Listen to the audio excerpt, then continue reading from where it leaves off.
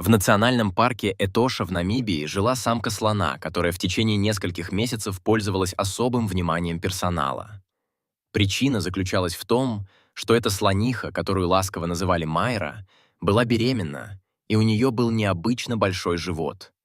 С тех пор, как сотрудники заметили в Майре что-то необычное, они внимательно следили за каждым ее шагом. Они установили GPS-навигатор, чтобы можно было легко идентифицировать Майру и искать ее на большой территории. В течение нескольких недель Майра казалась здоровой, но ее живот продолжал расти. Сначала люди подумали, что Майра, возможно, вынашивает слоненка крупнее обычного. Но, набравшись опыта, эксперты всегда чувствовали, что что-то не так. В конце концов, они решили запланировать более частые проверки Майры, по 2 раза в день. Любопытство и беспокойство, смешанные воедино, заставляли людей проводить много времени, наблюдая за будущей матерью-слонихой. Все надеялись, что Майра благополучно родит, хотя никто точно не знал, что произойдет. За месяц до предполагаемого срока родов Майры Джонас, давний сотрудник национального парка, предложил установить GPS-навигатор. Он считал, что ситуация с Майрой была рискованной и требовала постоянного наблюдения. Йонас много лет жил и работал в Этоше и хорошо знал каждое слоновье стадо. Он до сих пор помнит, как впервые увидел Майру, когда она была еще маленькой и всегда следовала за стадом. Затем Майра выросла и стала важной персоной в большом слоновьем стаде. Все сотрудники национального парка любили Майру, потому что она была очень ласковой и готовой к дружелюбному общению. Однако беременность Майры вызвала чувство неуверенности, заставившее всех проявлять больше внимания. Сотрудники начали работать в дневную и ночную смены, по очереди следя за каждым движением Майры. Они надеялись, что если появятся какие-либо признаки опасности, они вовремя вмешаются, чтобы обеспечить здоровье матери-слонихи. В течение этого времени живот Майры продолжал расти, и казалось, что внутри происходит целая таинственная история. По мере приближения предполагаемой даты родов, Майра становилась все менее подвижной и часто отдыхала в тени больших деревьев. Сотрудники национального парка, включая Джонаса, уделяли ей больше внимания. Рядом с местом, где часто бывала Майра, был оборудован наблюдательный пункт. Каждый день все задавались вопросом, как бы выглядела ситуация, если бы что-то случилось. Много раз они слышали, как Майра тихо стонала, как будто ей было очень тяжело из-за своего огромного живота. Джонас даже приготовил специальную аптечку для оказания помощи при родах. «Я сам позабочусь о Майре и помогу ей, если она мне позволит», — решительно пробормотал Йонас. Команда доверяла опыту Йонаса и его любви к животным.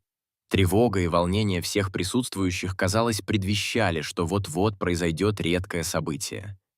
Но никто не ожидал, что то, что их ожидало, окажется далеко за пределами их первоначальных прогнозов. Однажды утром в отчете патрульной команды говорилось, что Майра в течение 2 часов почти не покидала пустой лужайки. Джонас немедленно позвонил еще нескольким коллегам и подготовил свое оборудование, решив отправиться в Майру. Чувство напряженности росло по мере того, как они ехали по открытой равнине, приближаясь к слонихе. Издалека они заметили слона-самца, который стоял недалеко от Майры и выглядел обеспокоенным. Джонас подумал, что это должно быть пара Майры, и приказал себе быть осторожным. Когда они прибыли на место, то обнаружили, что Майра лежит на боку с раздутым животом и тяжело дышит. На лице матери-слонихи было написано выражение усталости и боли.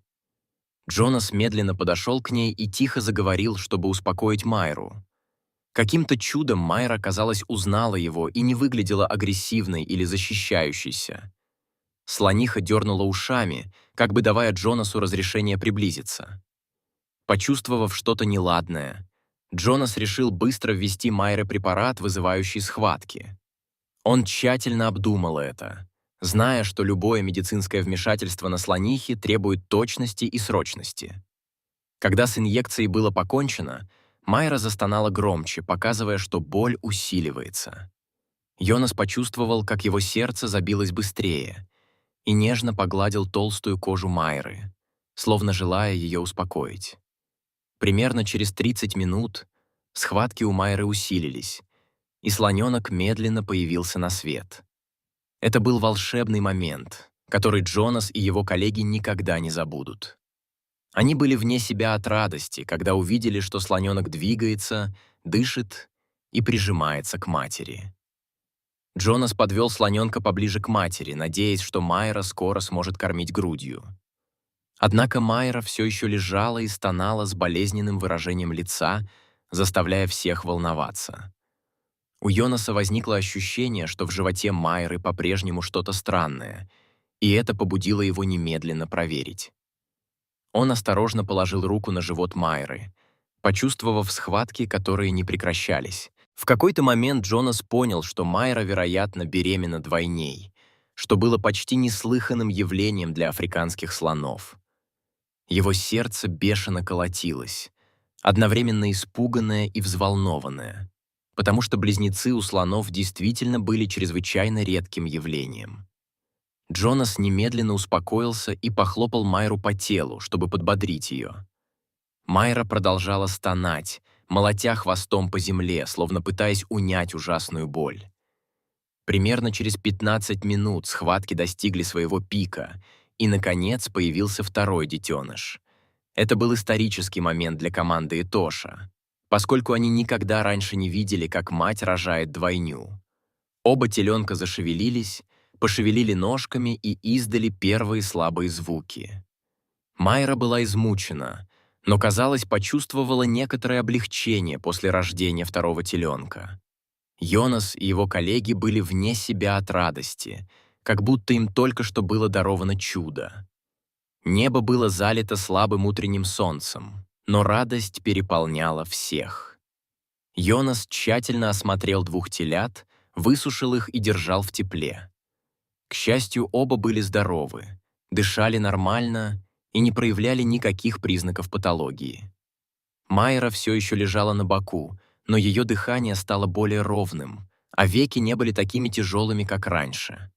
Она попыталась приподнять туловище, осторожно прикоснувшись к двум новорожденным, чтобы дать им понять, что их мама здесь. Только тогда слон-самец, стоявший неподалеку, осмелился приблизиться, внимательно наблюдая за происходящим. Джонас отошел на безопасное расстояние, предоставив слоновьей семье возможность позаботиться друг о друге. По-видимому, понимая, что оказал неоценимую помощь, слон-самец осторожно поднял хобот в знак благодарности. Окружающее стадо, до этого прятавшееся за кустами, теперь тоже начало показываться и приближаться. В этот момент все члены стада, казалось, разделяли это редкое и значимое счастье.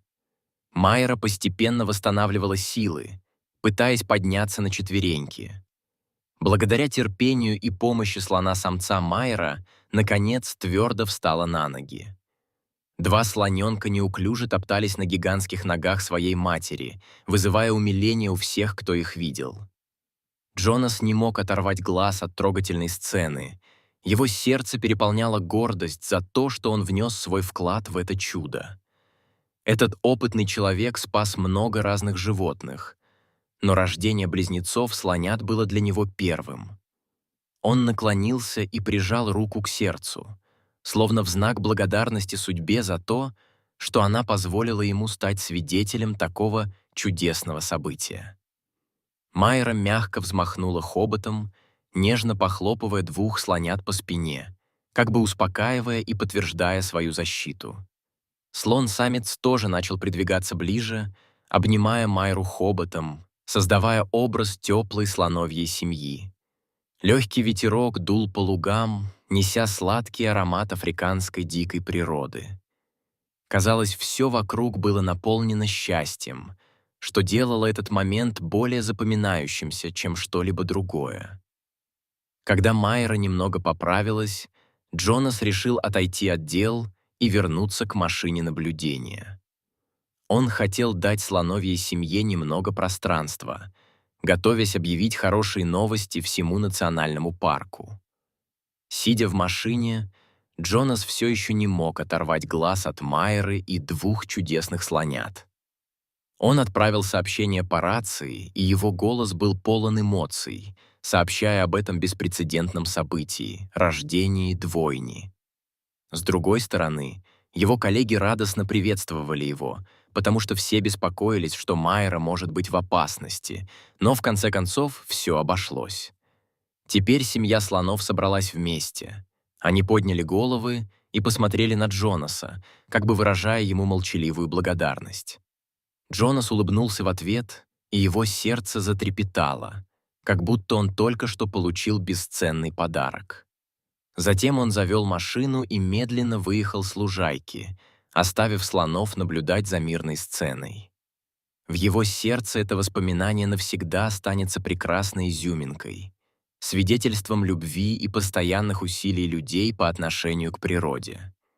А вдалеке Майра и два ее крошечных слоненка все еще делали свои первые шаги по бескрайним лугам, обещая будущее, полное надежд и чудес. Дорогой друг, спасибо, что нашли время следить за этой историей. Не забудьте поставить лайк и подписаться на канал, чтобы поддержать нас.